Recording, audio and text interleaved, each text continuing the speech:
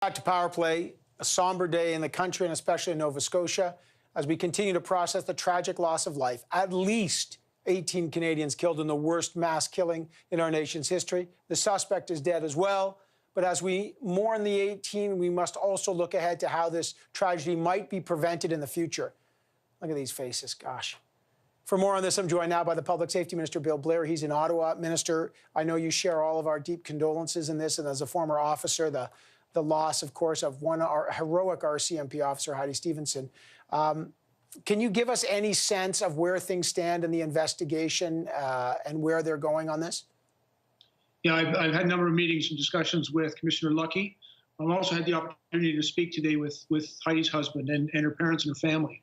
And I agree, a terribly tragic event, but the investigation is an incredibly complicated one.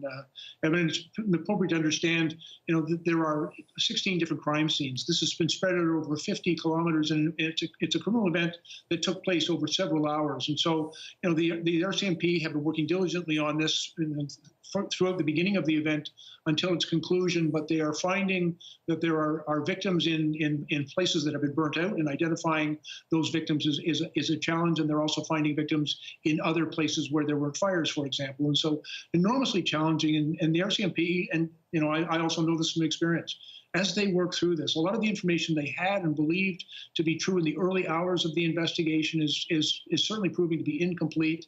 And so it's really important that they complete that work. They've dedicated the resources that are necessary to get the facts the Canadians need, and to make sure that any decision we make with respect to this is informed by that evidence and the determination of the facts. Minister Blair, do we have any information yet on the type of firearm the suspect used? And that's part of the investigation, Evan. And of course, I know the RCMP are looking into that. But again, they have not released that information. There are a number of crime scenes, and I believe a number of weapons that have been used. And when they've completed that work, and then that information will be made public, and hopefully will inform Canadians as to what exactly transpired here. And I know the investigation is ongoing, but this guy allegedly had RCMP vehicles that he used, according to the police, the RCMP there, and also uniforms. Any idea how he obtained the uniforms? Or does this, does this show, and you can put your police officer's hat back on, that this was a well-planned killing?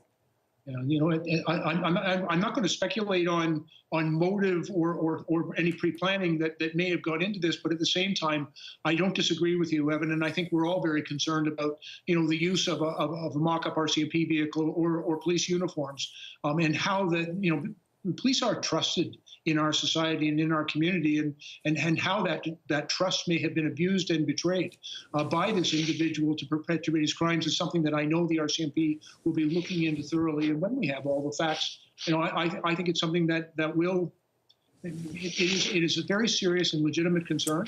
We need answers on that. Minister, the Prime Minister said today that the government is, quote, on the verge of an assault rifle ban. He said that was stopped because of COVID. We don't even know what weapon the suspect allegedly used, but is your government already talking about taking steps for gun control measures that may have prevented a kind of mass killing like this? Yeah, but I'm sure you'll recall that we had a number of discussions about military-style assault weapons and about the need for stricter gun control legislation.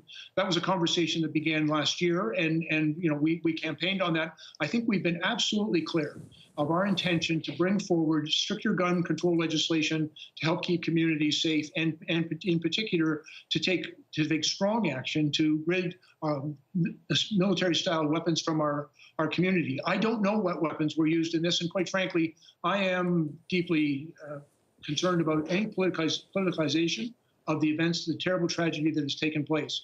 But our commitment to bringing in stronger gun control measures and to deal more effectively with those weapons that have been used in the past, at École Polytechnique, in Dawson College, in Alaska, Quebec, in Meyerthorpe, and in Moncton and Fredericton. Those weapons have been used to kill police officers and honest, ordinary citizens in the past, and we're absolutely committed to bringing in greater and stronger restrictions to rid them from our community. All right, just before I let you go, how fast could that happen? Well, as the Prime Minister indicated, we had done a great deal of that work when Parliament returned in December, and we were moving very rapidly towards the introduction of both regulation and legislation to deal with this. I think, quite frankly, the pandemic that struck this country has had an impact on our ability to move forward on some of these things. But I want to reassure Canadians of our unwavering commitment to take the action that we committed to taking, to bringing forward legislation that will enable us to have stronger gun control measures and to deal effectively with getting those military-style assault weapons out of our community. And you know, now as we have progressed and as Parliament is working through new processes, we are committed to, as quickly as possible, bringing forward that work because we believe it'll keep Canadians safe. All right, I got to leave it there. We'll find out. We don't even know again. I want to stress, folks, we do not know the weapon used or the motive. We're very early on in that. Bill Blair, thank you, Minister. Appreciate your time. As always, that's your Public Safety Minister, Bill Blair. Coming up.